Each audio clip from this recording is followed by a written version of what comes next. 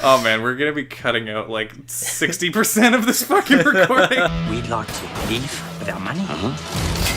And I'm sure that you boys would like to leave with the weapons. Fuck. Go for the case. What? You're a bird. They're not gonna shoot the bird. Shit, I'm sorry. Oh, you little asshole!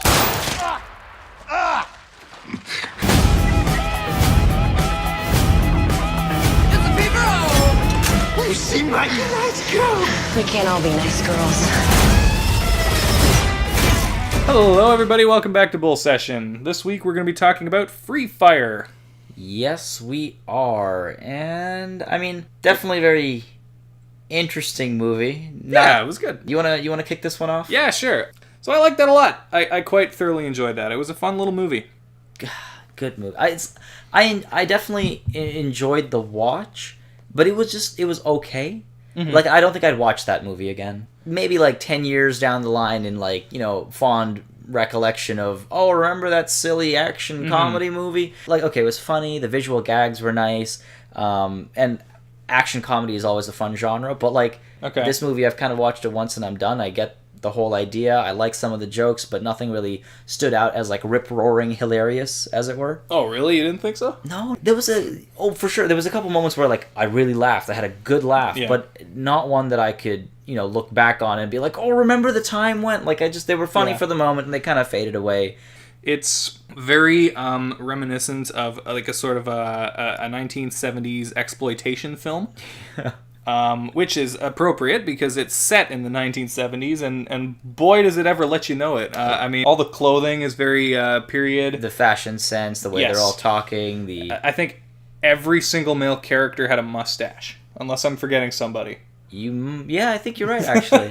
Either a real mustache or an attempt at a mustache. Exactly, yeah. And that's a very 70s thing. Yeah.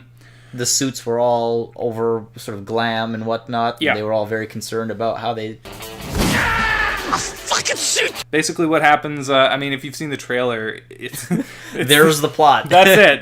It's basically a few members of the IRA are buying some guns from a weapons dealer played by Charlton Copley, and everything goes to shit. And that's the movie. Basically, that was the script. It was actually just one page.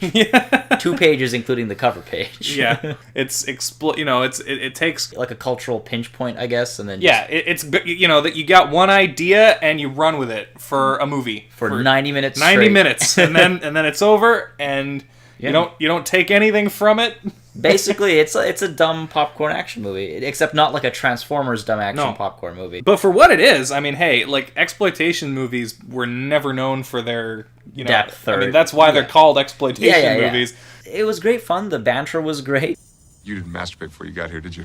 The ad-libbing was excellent. I liked the very kind of grungy, low-budget feel. Yes. It's 10 people in a warehouse? Yeah, the 90% of the movie takes place in this one warehouse. Yeah, and then the other 10% takes place outside of it. Outside of the warehouse, yeah. Exactly. So, I like that feel. I like the aesthetic. It was great. And, if you're into a type of movie where it's people kill people, the movie, go for it. This is excellent. I would recommend it. Definitely not for everybody. Yeah. If you're into that kind of thing, if you like those old exploitation films, I think you'll like this one. I think there's definitely an audience for this in fans of modern action movies as well.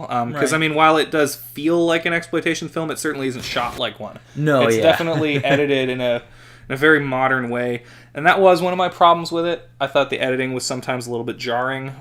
Right. No spatial sense, you were saying. No spatial sense. It was often hard to tell from shot to shot where all of the characters were in relation to one another. Right, for sure. Although I think the sound editing was terrific. The little shouts from the characters and the gunshots pinging. I think this would be a really great movie to watch in a home theater surround sound system. Yeah, true. The camera will always will be focused on one character, and you'll just hear from presumably 20 feet away, off screen, fuck, god damn it, shit, Yeah. Yeah, and that's absolutely excellent. That's one of the things that the movie did really well. Even right at the beginning, there was a little bit of ad-lib when a bunch of the weapons are being pulled out of the crates and whatnot. Yeah. There's a lot of ad-libbing about how, like, hey, how about you don't drop a crate full of rifles and shit like that. And it's like, I don't think that was scripted. I feel like that felt so natural. I don't know. Like, yeah. The dialogue was great. Yeah, the dialogue was excellent. It was very much on point. Yep, very well written. Charlton Copley was really good. I mean, Yeah. he's often the standout in his movies. Fuck, really? I'm not running a fucking pizza delivery service. Armie Hammer was great as well. Yeah. He's rocking this big ass 70s beard with beard oil in it. Yeah, and that's like a running gag through the whole movie. You smell of perfume! It's beard oil! Brie Larson was great. Mm-hmm. She's got this I mean, she always seems very exasperated Yeah. with everything that's going on The around casting and the acting was all really, it was really well rounded. It was good. Nothing to write home about, maybe, but her. it was good. It was good. Yeah. There was also the guy who played the big brother in Sing Street. Have you seen Sing? I watched Sing Street. Yeah, that was a good. That was a really fun good show. movie, yeah. Movie. Sing Street's a much better movie. Go watch Sing Street. But the biggest problem I kind of had with the movie was the pacing.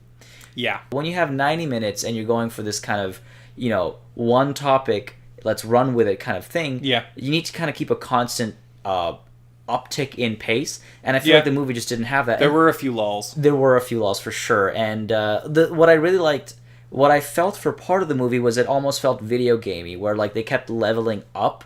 Like it started with conversation, and then it turned to fisticuffs, and then it turned to Okay. pistols, and then they got the rifles. Like it was, and then the little gas cylinders came out. Like it was in terms of is it like the movie leveled up in intensity, but then when you got those lull points, very much like a video game, it felt like a grind. It was just like, okay, for the last 15 minutes now, these guys have been crawling with pistols trying to get to the briefcase of cash. Like, that got a little tiring, and I think if it fixed that, I might go back to the movie more often. I thought you were gonna say it was video gamey in that they're all losing health. Oh, that too, and I like that. I like that people didn't just drop dead instantaneously. At the beginning, they're like getting their legs shot at, and they're Yeah. like, their arms are getting shot, and they're just complaining.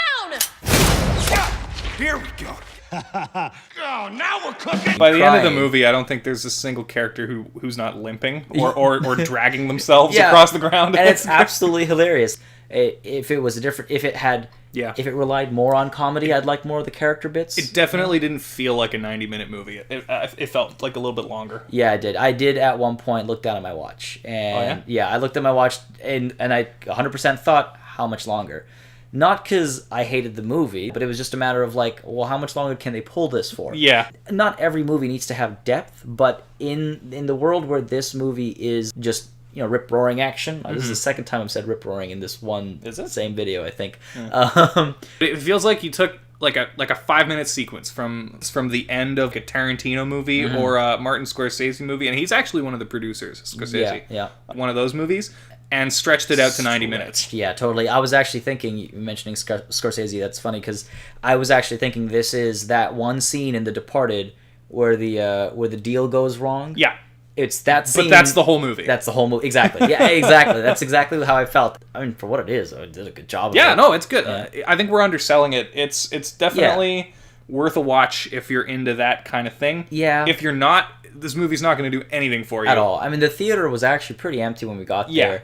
I don't think it's going to tank, though. I don't know what the budget for this movie was, but it couldn't have been very high. There's really... Brie Larson is the biggest name in the movie. I feel like it'd be impossible for this movie to flop. Unfortunately, I think the biggest disappointment with this film was I was just like an iota of hope that, at the end, this whole arms deal going on, Vicus would take out one of those alien weapons, and it's going to turn out that this is actually District 10, the sequel to District 9 that I've been waiting for how long now? I want a sequel to that movie. Were they going to make a sequel? No, but the ending was...